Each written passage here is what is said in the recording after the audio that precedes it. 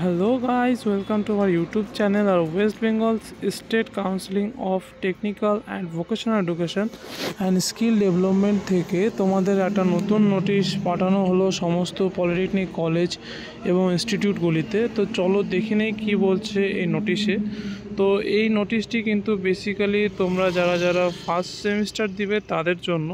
তো তোমরা যারা পলিটেকনিকের ফার্স্ট ইয়ারের ফার্স্ট সেমিস্টার স্টুডেন্টরা আছো, তো তোমাদের কিন্তু যে এক্সটার্নাল অ্যাসেসমেন্ট অফ থিওরিটিক্যাল সাবজেক্টের যে এক্সামগুলো হবে, অর্থাৎ তোমাদের যে আগের নোটিফিকেশানটি ছিল সেই নোটিফিকেশানে কিন্তু যে 20/1/2025 বা 21/1/2025 থেকে যে এক্সামটা শুরু হবে সেই এক্সামের টাইমটা ছিল হচ্ছে 10টা থেকে 1টা।